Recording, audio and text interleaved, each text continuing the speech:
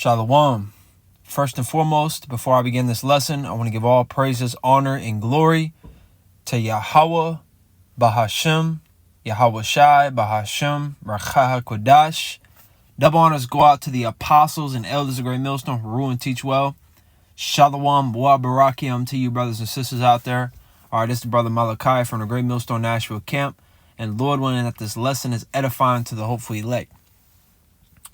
All right, and if you watch my videos, which I'm not saying you got to or anything like that. I'm saying if you happen to, watch my videos the past few weeks, I really be talking about the same exact things, because it just be what's on my spirit, man. Especially, I go into, I think, a few different few different topics, but ultimately a big topic that I always like to go into is just endure, just because, bro, that word really touches and double honors the apostle elders of Great Millstone. If I didn't say that, our teachers, man, our leaders.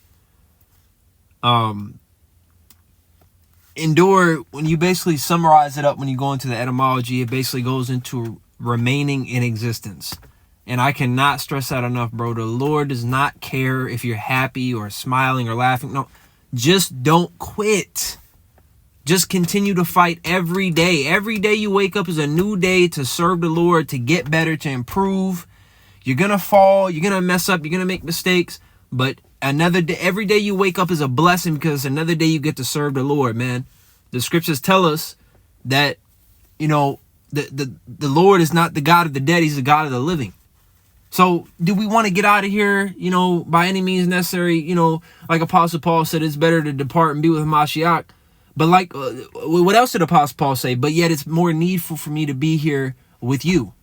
Now, speaking personally, I'm definitely not needed. I'm nowhere near Apostle Paul's level, in terms of reputation or in terms of, workload. Okay, but I believe that every single one of us, we're needed on the battlefield, man. Okay? Everybody on the battlefield that's fighting for the cause is fighting for the spiritual war. You're important, man. You have a role. Whether it be big or small, everybody matters.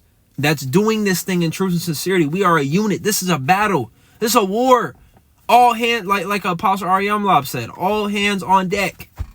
Okay? So, bro, we gotta fight, man. Not just for yourself, but for each other.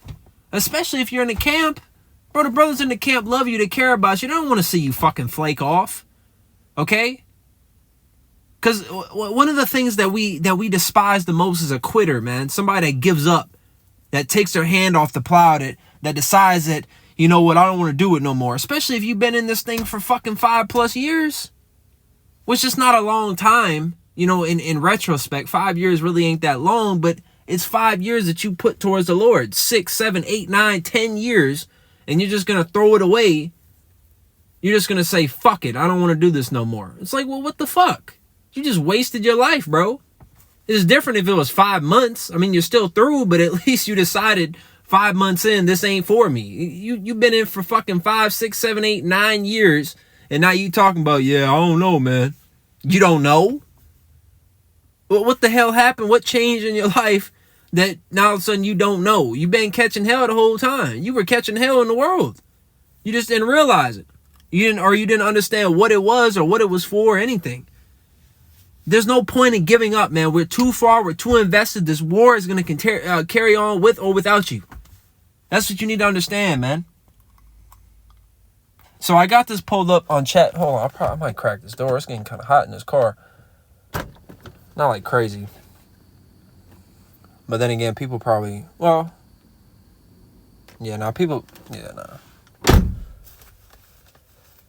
ain't gonna be that long. It ain't that hot. I'm just being a pussy. People are sleeping and shit, lights off. I ain't gonna do that. Which I'm not gonna yell, but you know how Jake gets, man. You get piped. Pause. You get all hyped up and, crazy but in a good way. Because we actually care. That's why these other camps, they piss us off. The things they do, because it's like, bro, y'all, like, you're not taking this serious. You're not actually doing this thing in truth and sincerity. Okay? You're not here for the right reasons. You're here for filthy lucre. You're here for the women. You're here for vainglory. And it's like, what the fuck? We're here because we actually want to serve the Lord, and we actually want Yahweh Shai to come back today. We want to get the hell out of here. Okay? It's locking for the folly. But let me go ahead and read this. So on ChatGPT, this is just a photo. All right, a screenshot that I had taken probably earlier today, either earlier today or yesterday. I think it was earlier today though. It says, because I asked, do soldiers typically know when a war is about to end? Now this is a key point. All right, so hear me out, because you're gonna understand why I asked that question. It says soldiers on the ground, which is us, typically don't know for sure when a war is about to end. Is this not a spiritual war? Let me go ahead and, but let me finish this. Then I'll get the scriptures. Because I don't. Okay, no, I'll get the scriptures. I just want to make sure it wouldn't go to Jake's whole camera roll. Not that I got anything I shouldn't have on there, but just you don't want people seeing your camera roll, man. It's just this, especially scoffers, because scoffers talk shit already about holy, righteous things. How much more about like a meme or folly? No. Weapons. It should come up here. All right, 2 Corinthians chapter 10, and start at verse 3. It says, for though we walk in the flesh, because we don't have a choice, right? We're in these bodies. We do not war after the flesh. For the weapons of our warfare are not carnal. So no, we're not terrorists. No, we're not a militant group. We don't know why Jake is getting maced. Why the hell are you getting maced? This ain't the Marine Corps, bro. You're not applying to the sheriff's office. Why the fuck are you getting maced? What are you preparing for? But the same camp that's getting maced, don't be talking about Jacob's trouble. You don't be preparing your congregation's minds for a time of trouble and tribulation, but then you macing people. What the fuck is wrong with y'all, man? Okay, it says, for the weapons of our warfare are not carnal, but mighty through God to the pulling down of strongholds. Okay, so this is a war. This is a spiritual battle, spiritual war that we are engaged in. We were drafted because, like it says in John, Yahweh Shai told us, ye have not chosen me. I have chosen you and ordained you. Okay, so we were drafted into this war. We didn't choose. We didn't sign up. We didn't enlist. No, your name was polled. Look, I want you in the infantry. I want you on the front lines. Drop your shit. Drop your girlfriend. Drop whatever the hell you're doing. Get your ass out on that battlefield. That's what happened to us. So here we are today. So this is a spiritual war. Now going back to this, soldiers on the ground typically don't know for sure when a war is about to end. So they don't know. Okay, it could be tomorrow, it could be next week, it could be 10 years from now. We don't fucking know. All right, now we know that the days are short. We know that the time is nigh at hand. Because Yahweh Shai was telling us in Matthew 24, we see all the signs. All right, Trump could very well be the last president. You see? But we don't know.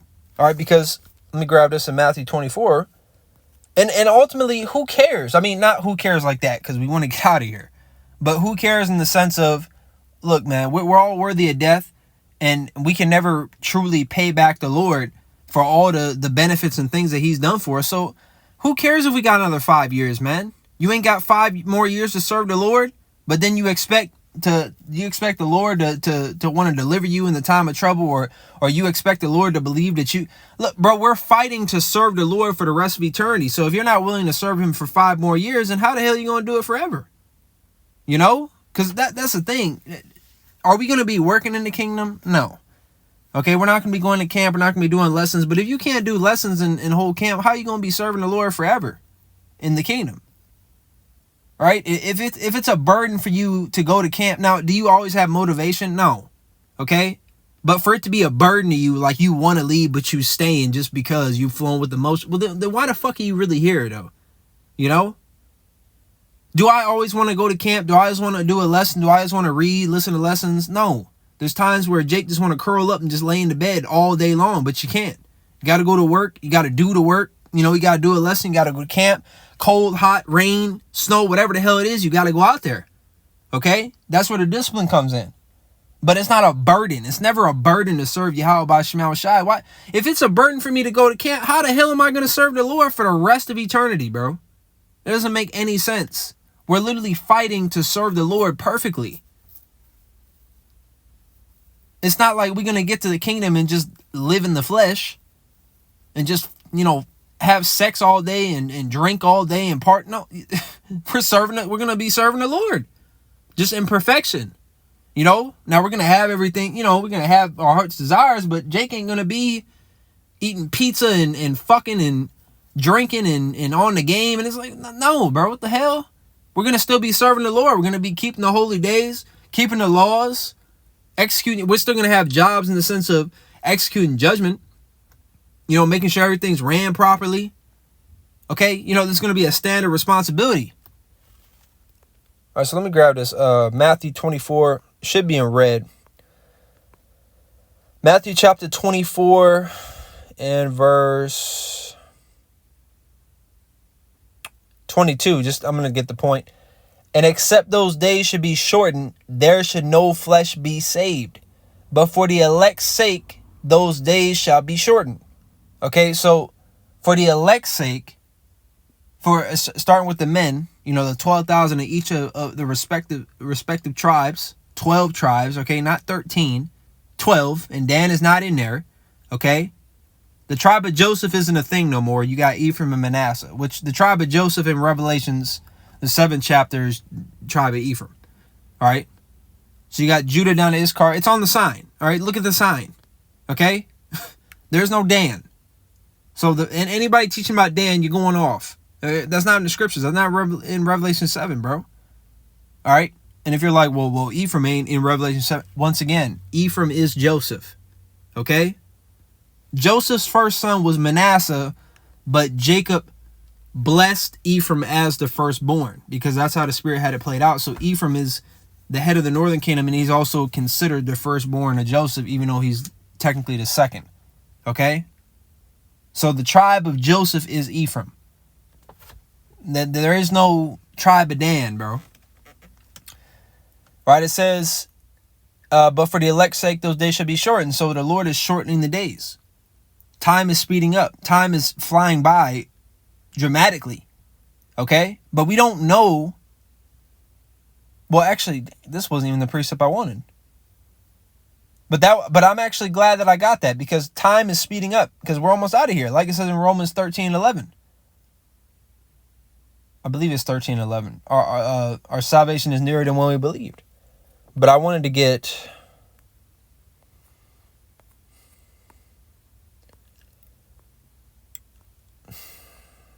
Hold on.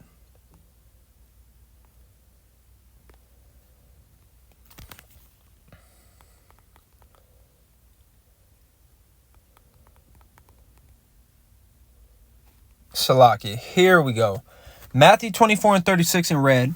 But of that day and hour knoweth no man, no, not the angels of heaven, but my Father only. Only the Heavenly Father knows what day salvation is coming. All right, so going back to this, no, we don't know when the war is going to be over. We have no idea. We have signs, okay, but ultimately we don't actually know. But we know it ain't 1,000 years from now. All right, Yahweh Ratazah in the next few years. But we don't know the day.